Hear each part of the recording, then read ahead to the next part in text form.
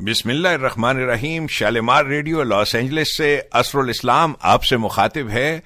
آج 9 نومبر سن 2013 یوم اقبال کے موقع پہ شالمار ریڈیو لاس اینجلس کی جانب سے میں آپ کی خدمت میں پیش کر رہا ہوں علامہ اقبال رحمۃ اللہ علیہ کے ایک کلاس فیلو غلام بھیک نیرنگ، ان کا ایک مضمون جو 1957 میں شائع ہوا.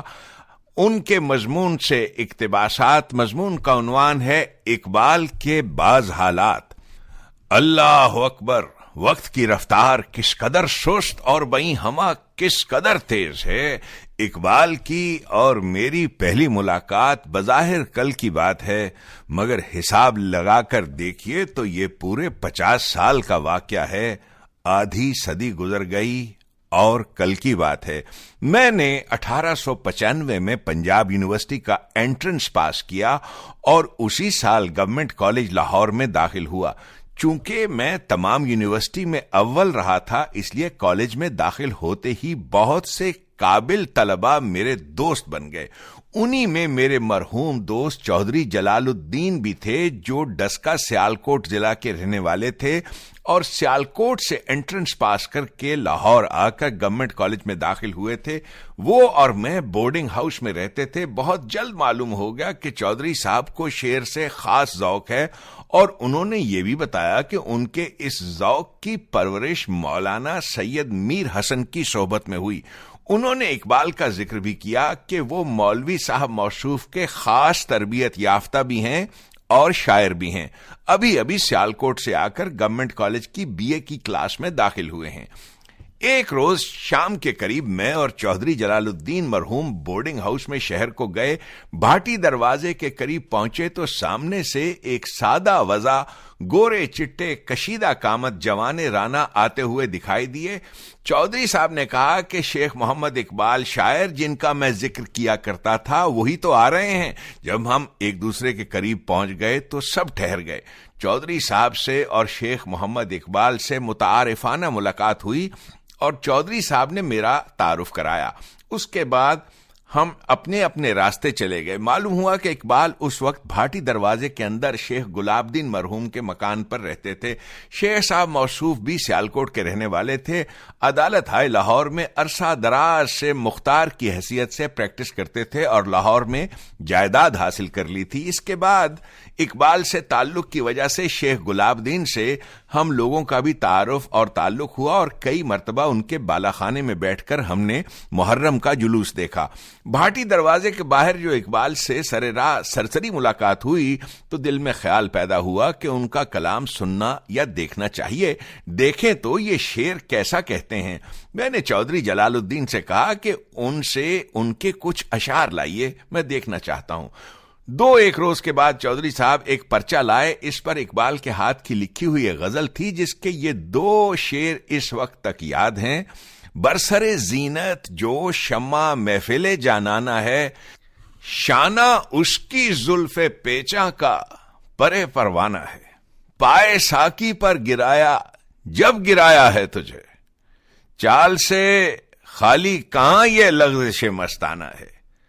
میں دیکھتا ہوں کہ بانگے درا میں یہ غزل نہیں ہے. یہ بھی میرے علم میں ہے کہ اقبال یورپ سے واپس آنے کے بعد اپنی ابتدائے کار کے کلام سے بہت بیزار ہو گئے. ان کا معیار سخن بڑی بلندی پر پہنچ گیا تھا. انہوں نے مجھ سے یہ کہا تھا کہ اس زمانے کے اپنے اشعار مجھے دیکھ کر اب شرم آتی ہے. میں اس تمام کلام کو تلف کر دینا چاہتا ہوں. علاوہ بریں بانگے درا میں جو غزلیں درج کی گئیں ان کے بھی بعض اشعار حذف کر دیے گئے. مثلا اس غزل میں ظاہر کی آنکھ سے نہ تماشا کرے کوئی، ہو دیکھنا تو دیدہ دل وا کرے کوئی. بڑا خوبصورت شعر ہے. ظاہر کی آنکھ سے نہ تماشا کرے کوئی، ہو دیکھنا تو دیدہ دل وا کرے کوئی. 2 شعر تو ضرور کاٹے گئے ہیں. ایک کا دوسرا مصرع تھا، پہلا مصرع یاد نہیں، بادہ نوشی اور حالت نشہ کا کچھ مضمون تھا. دوسرا مصرع تھا اور میں گروں تو مجھ کو سنبھالا کرے کوئی. اور یہ قطع اقبال عشق نے میرے سب بل دیے نکال، مدت سے آرزو تھی کہ سیدھا کرے کوئی. ان حالات میں کوئی تعجب نہیں، وہ غزل جانانہ ہے، پروانہ ہے، اب اقبال کے شائع شدہ مجموعہ کلام میں نہیں، مگر جب میں نے یہ غزل دیکھی تو میری آنکھیں کھل گئیں۔ میں نے اس وقت تک اہل پنجاب کی اردو شاعری کے جو نمونے دیکھے تھے ان کو دیکھ کر میں اہل پنجاب کی اردو گوئی کا معتقد نہ تھا، مگر اقبال کی اس غزل کو دیکھ کر میں نے اپنی رائے بدل لی اور مجھ کو معلوم ہو گیا کہ ذوق سخن کا اجارہ کسی خطہ زمین کو نہیں دیا گیا۔ جب بندشوں کی ایسی چستی، کلام کی ایسی روانی اور مضامین کی یہ شوخی ایک طالب العلم کے کلام میں ہے تو خدا جانے اسی پنجاب میں کتنے چھپے رستم پڑے ہوں گے جن کا حال ہم کو معلوم نہیں۔ خیر، اوروں کو چھوڑیے، اقبال کا تو میں قائل ہو ہی گیا۔ چودھری جلال الدین نے اقبال کا پرچہ مجھ کو دیا کہ اقبال بھی آپ کے کلام کا نمونہ دیکھنا چاہتے ہیں، چنانچہ میں نے ان کو کچھ اشعار بھیجے۔ اب یاد نہیں کہ وہ کون سے اشعار تھے، مگر یہ یاد ہے کہ ان میں ایک شعر یہ بھی تھا: حرم کو جانا جناب زاہد، یہ ساری ظاہر پرستیاں ہیں، میں اس کی رندی کو مانتا ہوں جو کام لے دیر سے حرم کا۔ یہ تو لکھ چکا کہ کلام کا نمونہ دیکھ کر میں نے اقبال کو کیا سمجھا یہ معلوم نہیں کہ میرے اشعار دیکھ کر انہوں نے کیا رائے قائم کی، مگر بہرحال اس مبادلہ اشعار سے میرے اور ان کے تعلق میں ایک خصوصیت ضرور پیدا ہو گئی۔ اس ایک سرسری ملاقات کے بعد اقبال سے زیادہ صحبت کا موقع اس وقت ملا جب وہ بھی بورڈنگ ہاؤس میں داخل ہو گئے۔ میں اس وقت ایف اے میں پڑھتا تھا، اس لیے جونیئر طلبہ کے زمرے میں ایک ڈارمیٹری میں رہتا تھا۔ ڈارمیٹری ایک بڑا کمرہ ہوتا تھا جس میں 6 طلبہ رہا کرتے تھے۔ اقبال چونکہ بی اے کلاس میں سینئر طلبہ کے زمرے میں تھے، وہ کیوبیکل میں رہتے تھے۔ کیوبیکل چھوٹا کمرہ ہوتا تھا جس میں صرف ایک طالب علم رہتا تھا۔ بی اے اور ایم اے کے تمام طلبہ کو کیوبیکل ملے ہوئے تھے۔ کھانے کا انتظام سینئر اور جونیئر طلبہ کا ایک ہی مطبخ میں تھا، صرف اس قدر تفریق تھی کہ مسلمانوں کا مطبخ الگ تھا اور ہندوؤں اور سکھوں کا مطبخ الگ، مطبخ کچن کو کہتے ہیں۔ اب تو گورنمنٹ کالج کے بورڈنگ ہاؤس کی بڑی کایا پلٹ ہو گئی ہے، خود کالج کی عمارت میں بھی بہت سے اضافے ہو گئے ہیں۔ ہمارے زمانے میں بورڈنگ ہاؤس میں کمروں کی 3 قطاریں تھیں۔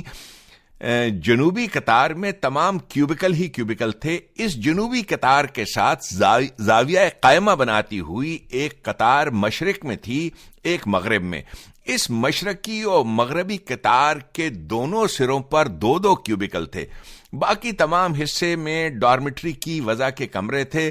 جنوبی قطار کے وسط میں بورڈنگ ہاؤس کا پھاٹک تھا۔ اسی اوسطی حصے کے اوپر سپرنٹینڈنٹ کے لیے کمرے بنے ہوئے تھے اور جنوب مشرقی اور جنوب مغربی گوشوں کے اوپر بھی ایک کیوبیکل بنا ہوا تھا۔ باقی تمام عمارت یک منزلہ تھی اور تینوں قطاروں کے آگے برآمدہ تھا۔ اقبال کو نیچے کی منزل میں مغربی قطار کے جنوبی سرے پر کیوبیکل ملا۔ میں مشرقی قطار کی ایک ڈارمیٹری میں رہتا تھا۔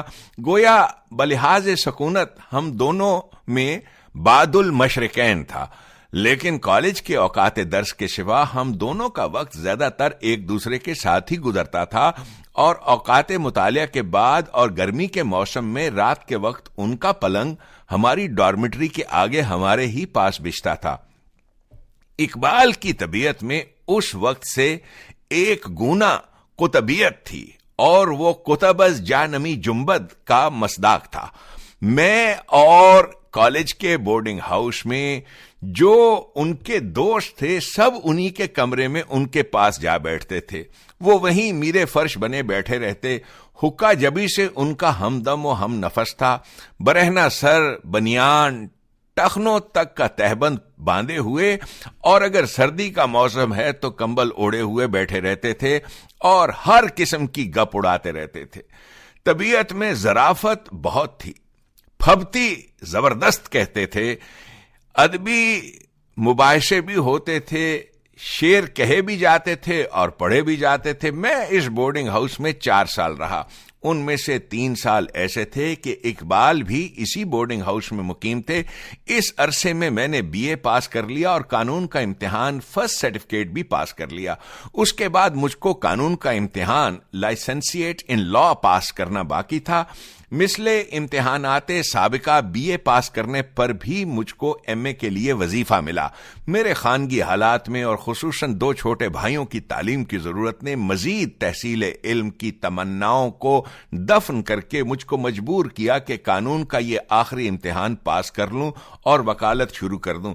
انہی حالات کی وجہ سے BA کے ساتھ ساتھ میں نے قانون کے 2 امتحان پاس کیے تھے اور BA کی تعلیم پر بہت کم توجہ کر سکا تھا. اس لیے میں صرف اس مقصد سے کہ وظیفہ ملتا رہے MA کلاس میں داخل تو ہو گیا، مگر مضمون وہ اختیار کیا جس میں اساتذہ کو میری بے توجہی محسوس نہ ہو، یعنی عربی، اور صرف قانون کی تیاری میں مصروف ہو گیا. انہی حالات کے ماتحت تخفیف مصارف کی غرض سے میں نے گورنمنٹ کالج کا بورڈنگ ہاؤس چھوڑ دیا.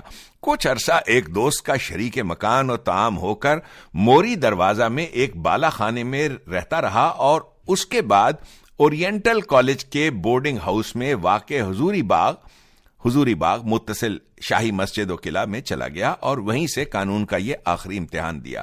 میں اقبال کے حالات لکھتے لکھتے اپنا قصہ لے کر بیٹھ گیا، مگر دکھانا یہ تھی کہ جب میں BA پاس کر چکا اور ادھر اقبال MA پاس کر چکے تو ہم دونوں نے گورنمنٹ کالج کا بورڈنگ ہاؤس چھوڑ دیا اور جو صحبتیں وہاں 3 سال تک رہیں وہ ختم ہو گئیں.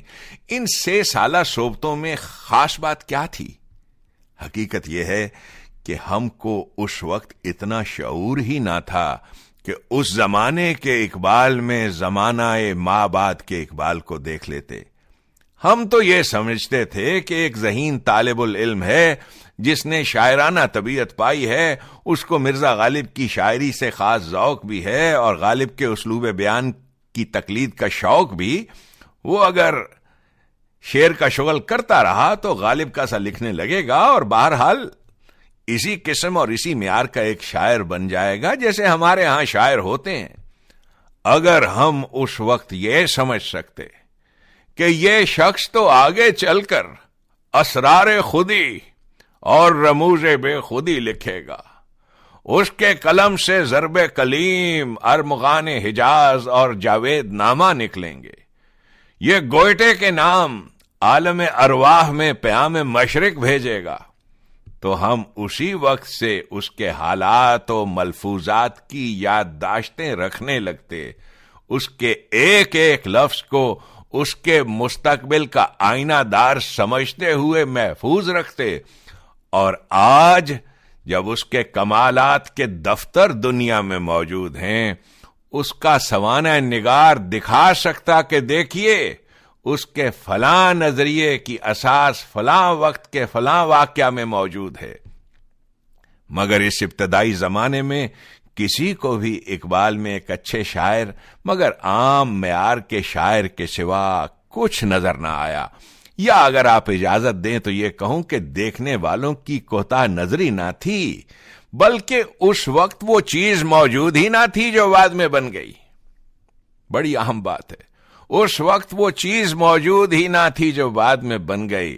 شمس العلماء سید میر حسن مرحوم و مغفور کی تربیت سراسر ادبی تھی. پروفیسر آرنلڈ جو بعد میں سر ٹامس آرنلڈ، ان کا فیض تعلیم، مطالعہ، فلسفہ و تحقیق علمی کا رہنما تو ہوا، اس سے زائد کچھ نہیں. تصوف کی بنیاد تو گھر میں پڑ چکی تھی کہ اقبال کے والد ایک صوفی منش نمازی پرہیزگار بزرگ تھے. اصل سر چشمہ جہاں سے اقبال کے تلاش حق کی کبھی نہ بجھنے والی پیاس کو بار بار تسکین ملی، وہ اصل سر چشمہ قرآن کریم ہے، رسول کریم صلی اللہ علیہ وسلم کا اسوہ حسنہ ہے. ہاں، ایک بات ضرور لکھنے کے قابل ہے. ہماری ان 6 سالہ صحبتوں میں اقبال اپنی ایک سکیم بار بار پیش کیا کرتے تھے. ملٹن کی مشہور نظم پیراڈائز لاسٹ اور پیراڈائز ریگینڈ کا ذکر کر کے کہا کرتے تھے کہ واقعات کربلا کو ایسے رنگ میں نظم کروں گا کہ ملٹن کا پیراڈائز ریگینڈ کا جواب ہو جائے گا. مگر اس تجویز کی تکمیل کبھی نہیں ہو سکی. میں اتنا اور کہہ دوں کہ اردو شاعری کی اصلاح و ترقی کا اور اس میں مغربی شاعری کا رنگ پیدا کرنے کا ذکر گفتگو میں بار بار آیا کرتا تھا۔ بہرحال میں نے آخر 1899 میں قانون کا آخری امتحان پاس کیا اور ابتدائے سن 1900 میں امبالہ میں وکالت شروع کر دی۔ اقبال بدستور لاہور میں رہے اور گورنمنٹ کالج میں استاد فلسفہ مقرر ہو گئے۔ اب ہماری صحبتوں کا مسلسل دور ختم ہو گیا اور صرف کبھی کبھی کا ملنا باقی رہ گیا۔ میں پیٹ کے دھندے میں لگا ہوا تھا اور اقبال اپنی ملازمت میں مبتلا تھے۔ دل چاہتا تھا کہ ان سے ملوں۔ آخر ستمبر کا مہینہ آیا اور دیوانی عدالتیں 1 ماہ کے لیے بند ہوئیں۔ اس وقت کالج میں تعطیل تھی اور اقبال گھر پر سیالکوٹ میں تھے، اس لیے ان سے ملنے کے لیے میں سیالکوٹ گیا اور ان کا مہمان ہوا۔ غالباً یہ ذکر سن 1901 کا ہے۔ صبح کے وقت 2 بچے میرے سامنے آئے۔ کالج کے زمانے میں اقبال سے بارہا سنا تھا کہ سیالکوٹ میں بعض ایسے مسلمان بھی ہیں جو اہل بیت رسول سے جلتے ہیں۔ ان کو جلانے کے لیے اقبال نے اپنے لڑکے کا نام آفتاب حسین رکھا ہے اور اپنے بھتیجے کا نام اعجاز حسین۔ حالت یہ تھی کہ اقبال بارہا ایسے افسانے بھی گھڑ کر سنا دیا کرتے تھے جن کی اصلیت کچھ نہ ہوتی تھی، اس لیے آفتاب حسین اور اعجاز حسین کے قصے کو بھی میں باور نہ کرتا تھا۔ یہ بچے جو آئے تو اقبال نے ایک کا تعارف کرانے کے لیے پنجابی میں کہا کہ اے آفتاب وانگوں سحر خیز، یعنی یہ سورج کی طرح الگ صبح جاگ اٹھنے والا ہے۔ میں نے سمجھ لیا کہ یہ ان کا بچہ آفتاب ہے اور بچے سے کہا کہ بھائی یہ تمہارا باپ ایسا ہی گپی ہے کہ اس نے تمہارا ذکر بارہا کیا، مگر مجھ کو یقین نہیں آیا کہ تم واقعی کوئی ہستی ہو۔ آج تم کو دیکھ کر یقین آیا۔ اعجاز کا تعارف معمولی الفاظ میں تھا اور میں نے بھی اس سے اس قسم کی کوئی بات نہ کہی۔ بعد میں آفتاب تعلیم کے لیے انگلستان گئے، وہاں سے ایم اے اور بیرسٹر ہو کر آئے اور اب وہ آفتاب اقبال ہیں۔ افسوس ہے کہ ان میں اور اقبال میں بعض وجوہ سے انبن اور مغایرت رہی۔ اس خرد سالی کی ملاقات کے بعد آفتاب مجھے کلکتہ میں ملے۔ معلوم ہوا کہ وہاں کے اسلامیہ کالج میں پروفیسر ہیں۔ میں نے ان کو سیالکوٹ کی یہ ملاقات انہی الفاظ میں یاد دلائی۔ اعجاز اب اعجاز احمد اور پنجاب کی جوڈیشل سروس میں سینئر جج ہیں، مگر ان سے اس روز کے بعد پھر کبھی ملاقات نہ ہوئی۔ آفتاب کلکتے کے بعد بھی کئی مرتبہ مل چکے ہیں۔ میں سیالکوٹ کے اسی چکر میں اقبال کے ساتھ جا کر حضرت علامہ میر حسن رحمۃ اللہ علیہ کی زیارت سے بھی مشرف ہوا۔ عجب نورانی بزرگ تھے، بے حد شفقت سے پیش آئے۔ اقبال کے والد ماجد مرحوم کی زیارت ہوئی، بڑے بابرکت لوگ تھے۔ اقبال کے ایک خاص دوست جھنڈے خان بھی ملے جن کے تذکرے بارہا سننے میں آئے تھے۔ گورنمنٹ کالج لاہور کے قدیم طلبہ میں سے میرے دوست اور اقبال کے ہم جماعت بی اے کلاس کے فلسفہ میں ہم سبق اور دوست میاں سر فضل حسین بھی، جو اس وقت صرف میاں اور بیرسٹر تھے، سیالکوٹ میں پریکٹس کرتے تھے، ان سے بھی ملاقات ہوئی۔ ان دونوں کو ایک شرارت سوجی۔ ایک سرخ رنگ کا ایریٹڈ پانی گلاسوں میں ڈال کر کچھ ایسے انداز سے پینا شروع کیا اور مجھ کو پینے کو دیا کہ میں نے اس کو شراب سمجھا اور پینے سے انکار کیا۔ وہ دیر تک کہتے رہے کہ ایسی بھی کیا پارسائی ہے، پی لو۔ میں برابر انکار کرتا رہا۔ آخر مجھ کو خوب بنا چکے تب بتایا کہ یہ کیا ہے اور تب میں نے پیا۔ مخزن یہ ایک رسالے کا نام ہے جو سر عبدالقادر مرحوم نکالتے تھے۔ مخزن مرحوم کو محبت اور حسرت سے یاد کرنے والے تمام ہندوستان میں جا بجا موجود ہیں۔ اس رسالے کو جاری کر کے شیخ عبدالقادر نے اردو زبان و ادب کی نہایت گراں بہا خدمت کی، جس کی داد ملک کے تمام صاحب ذوق دیتے آئے ہیں۔ اجرائے رسالہ مخزن کے بعد شیخ عبدالقادر کو کارکنان قضاء و قدر نے اپنی نامعلوم حکمتوں کے ماتحت جبرن اور یکا یک انگلستان بھیج دیا۔ وہاں سے وہ بیرسٹر ہو کر آئے، پھر بیرسٹری کے کام میں منہمک ہو کر سرکاری وکیل ہوئے، خان بہادر ہوئے، ہائی کورٹ کے جج اور سر ہوئے، وزیر تعلیم پنجاب رہے اور بہت سے مناصب جلیلہ پر سرفراز رہنے کے بعد ریاست بہاولپور کے چیف جسٹس ہوئے۔ ان حالات میں مخزن ان کے فیض سے محروم ہو گیا اور ان کے انگلستان سے واپس آنے کے بعد چند سال تک دوسرے ہاتھوں میں رہ کر آخر بند ہی ہو گیا۔ لیکن جو کام مخزن نے کیا وہ اردو ادب کی تاریخ میں ہمیشہ یاد رہے گا۔ اسی رسالے کے ذریعے سے شیخ عبدالقادر بڑے بڑے قابل لوگوں کو منظر عام پر لائے تھے۔ چند مثالیں ملاحظہ ہوں، منشی دیا نارائن نگم اول مخزن ہی میں مضامین لکھنے لگے، پھر انہوں نے کانپور سے اپنا ماہانہ رسالہ زمانہ جاری کیا اور مدیر زمانہ کے فرائض بڑی قابلیت سے ادا کیے۔ حسرت موہانی نے مخزن میں مضامین لکھے، اس کے بعد اردو معلّہ جاری کیا۔ مولانا ابوالکلام آزاد کی طفلانہ مشق اول مخزن ہی میں شائع ہوئی۔ میں نے اپنی ماہانہ تنقید میں اس مضمون پر اعتراض کیا، مگر شیخ جوہر شناس نے لکھا کہ آپ ان کو دیکھیں گے تو ان کے حوصلہ افزائی ہی کو مناسب سمجھیں گے۔ چنانچہ مولانا ابوالکلام آزاد آخر الامر الہلال کے سحر تراز مدیر بنے اور ان کی جادو بیانی کو دنیا نے تسلیم کیا۔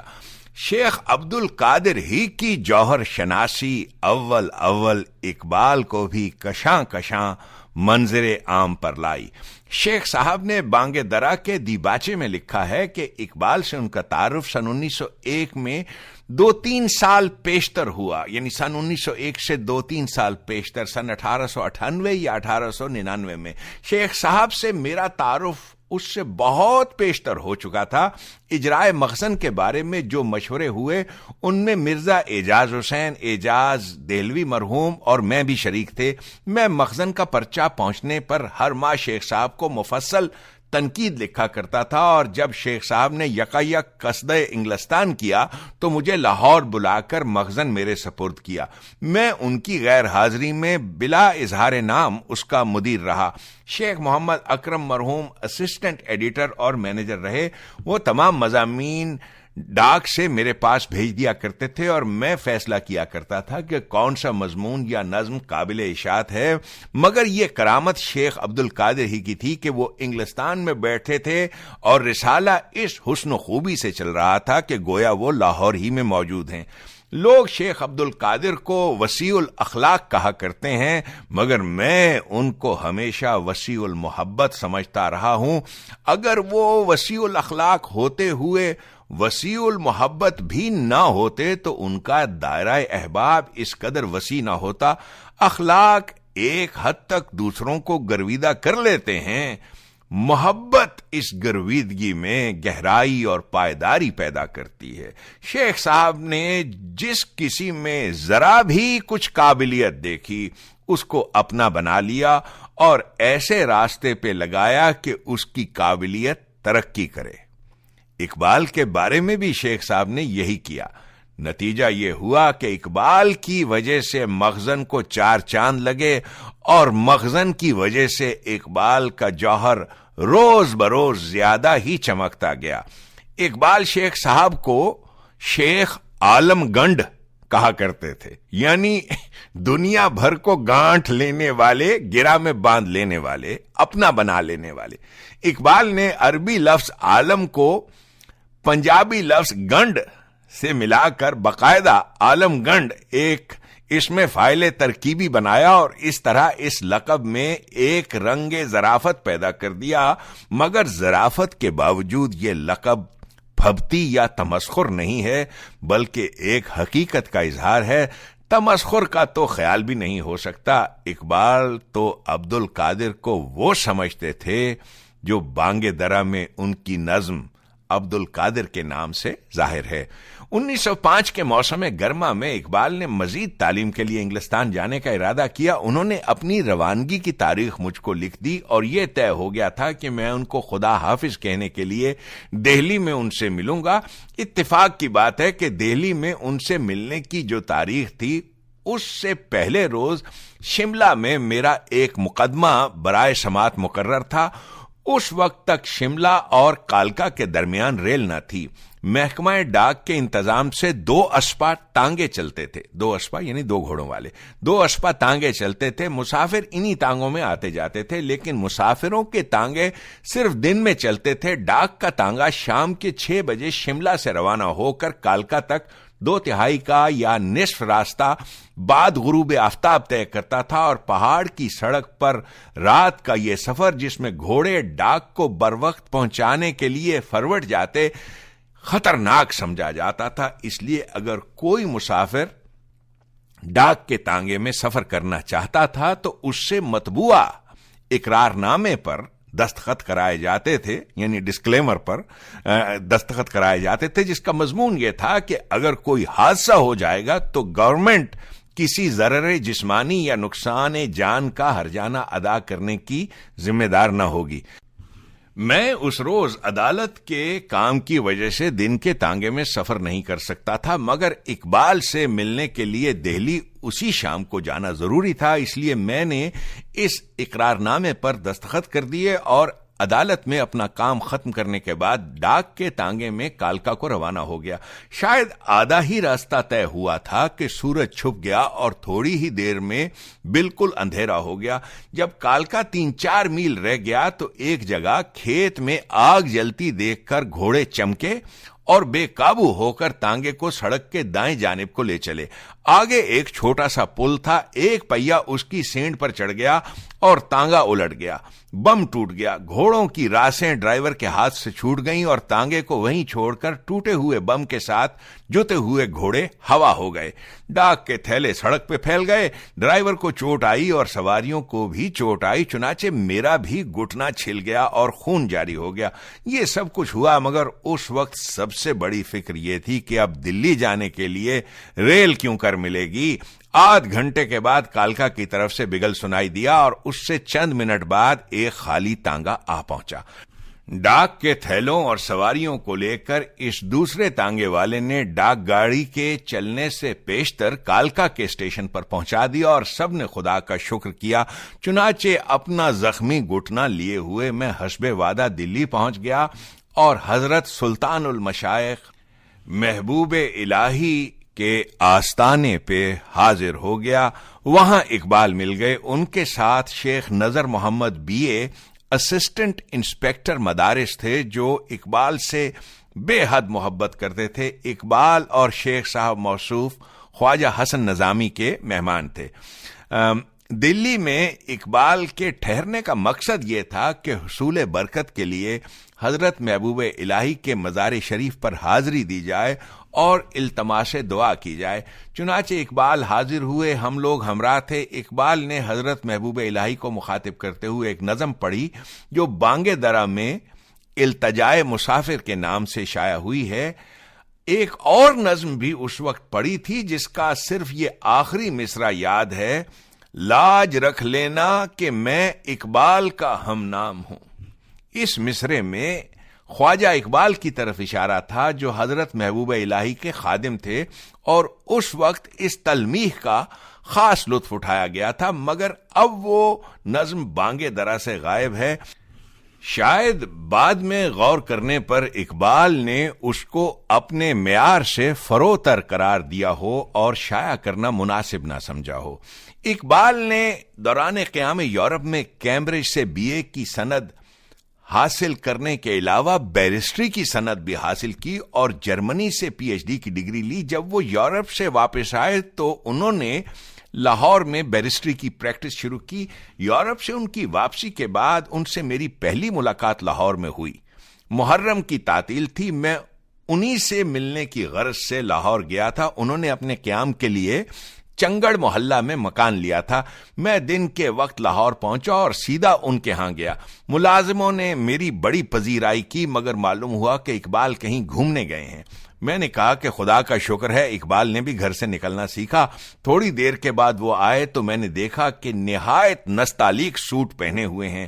میں نے دوسرا شکر ادا کیا کہ اقبال نے لباس پہننا سیکھا. اس سے پیشتر وہ لباس کے بارے میں صرف سادہ ہی نہیں تھے بلکہ لاپرواہ تھے. خیر گلے ملے، مزاج پرسی ہوئی. اس کے بعد وہ سوٹ اتر گیا، وہی ہمیشہ کا تہبند بن گیا. وہی بنیان بدن پر رہ گیا، وہی کمبل شانوں پر سوار ہو گیا، ہم نفس یعنی حقہ حاضر ہو گیا۔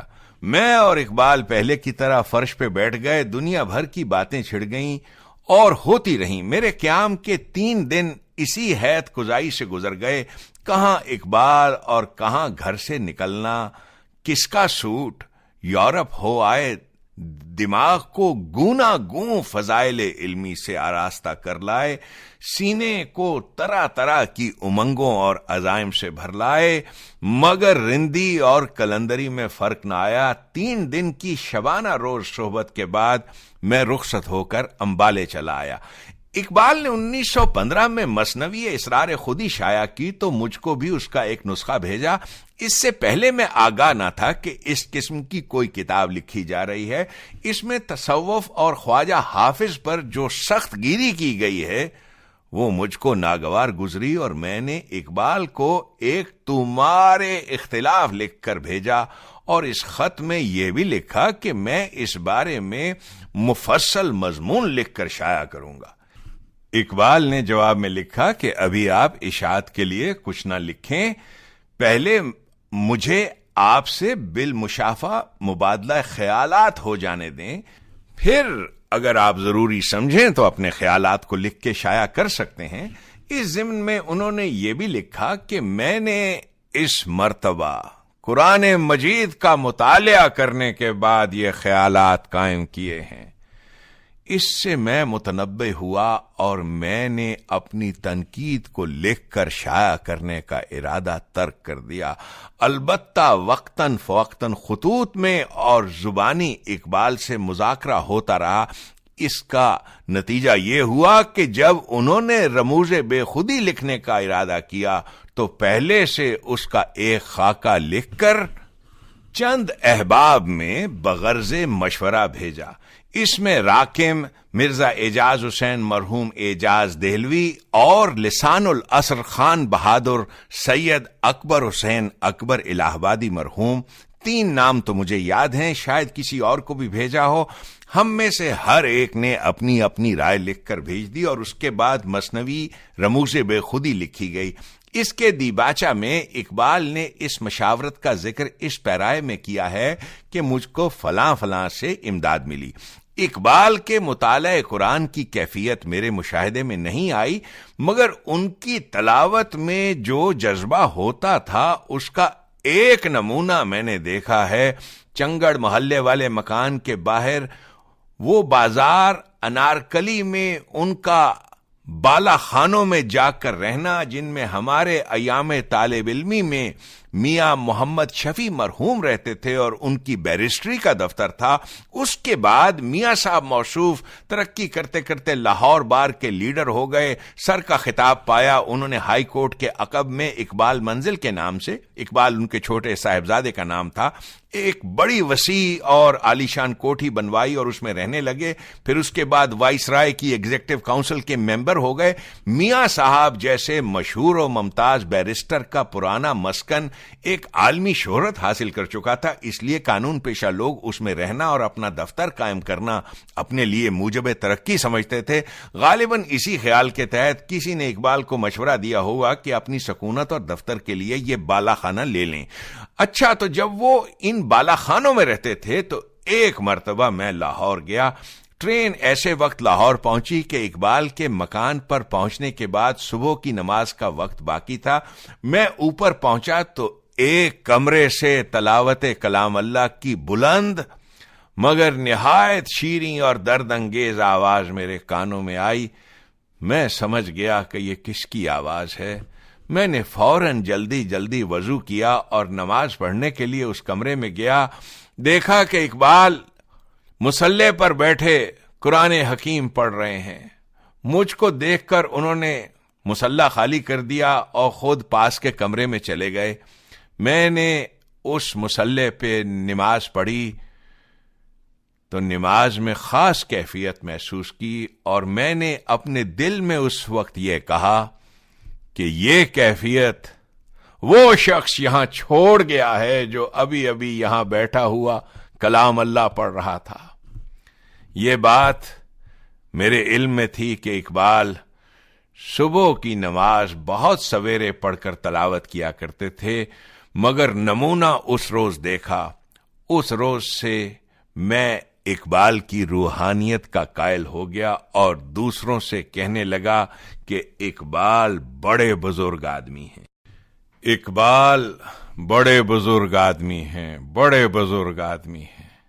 ہماری قوم کی یہ کم نصیبی ہے کہ ہمارے پاس کوئی لفظ نہیں تھا کہ انہیں کیا خطاب دیتے، چنانچہ شاعر مشرق سے بڑا کوئی لفظ ہمارے پاس تھا ہی نہیں، انہیں کیا خطاب دیتے۔ میں عصر الاسلام علامہ اقبال مرحوم رحمۃ اللہ علیہ ان کے ایک کلاس فیلو کے مضمون سے اقتباسات پڑھ کے آپ کو سنا رہا تھا۔ ان کے کلاس فیلو غلام بھیک نئے رنگ کا یہ مضمون 1957 میں شائع ہوا۔ مضمون کا عنوان ہے اقبال کے بعض حالات۔ جب قوم پریشاں خاطر تھی، آلام کا سر پہ سایہ تھا، ایک شاعر سوزے ملت کو سینے میں لے کر آیا تھا، وہ شاعر ایک مفکر تھا، اقبال جسے ہم کہتے ہیں۔ یہ ملک تصور ہے اس کا جس ملک میں ہم سب رہتے ہیں۔ میری جانب سے آپ تمام سننے والوں کو یوم اقبال مبارک۔ ربنا تقبل منا انک انت السمیع العلیم۔